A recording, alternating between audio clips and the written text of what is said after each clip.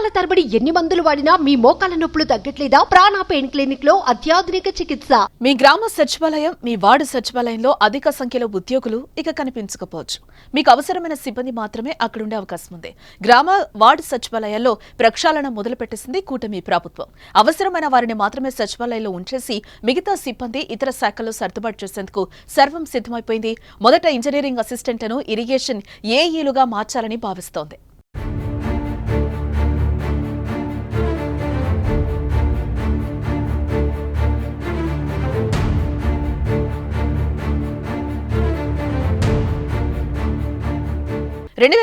లో వైసీపీ అధికారంలోకి వచ్చాక పాలనను ప్రజల దరికి చేర్చేందుకు సచివాలయ వ్యవస్థను ప్రవేశపెట్టింది. ఉద్యోగ నియామకాలను పెద్ద ఎత్తున చేపట్టి సర్వాధికారాలను అప్పగించారు. ప్రస్తుతం రాష్ట్ర వ్యాప్తంగా 15,000 గ్రామ, వార్డు సచివాలయాలున్నాయి. వీటిలో 1,34,000 మంది సిబ్బందికి గాను ప్రస్తుతం 1,26,000 మంది ఉన్నారు.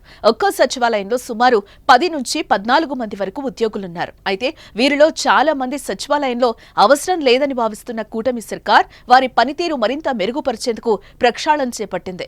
అవసరమైన సిబ్బందిని ఇతర శాఖల్లో సర్దుబాటు చేసేందుకు చర్యలు తీసుకుంటోంది.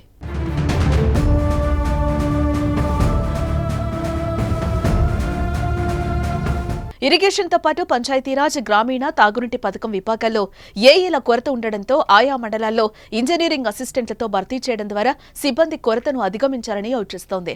ఈ మేరకు 660 మందిని ఏఈలుగా తీసుకోవాలని ఇరిగేషన్ శాఖ ఇంజనీర్ ఇన్ చీఫ్ కి ఆదేశాలు ఇచ్చినట్లు సమాచారం.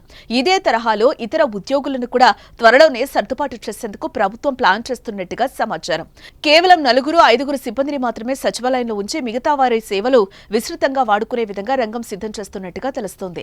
వార్డు సచివాలయాల్లో పనిచేసే రెవెన్యూ కార్యదర్శులు, టౌన్ ప్లానింగ్, రెగ్యులేషన్, శానిటేషన్ కార్యదర్శులను తగ్గించాలనే సిఫార్సులు సైతం ప్రభుత్వానికి అందాయి. దీంతో ఇప్పుడు ప్రభుత్వం ప్రక్షాళన దిశగా తీసుకునే నిర్ణయాలపై ఆసక్తి నెలకొంది.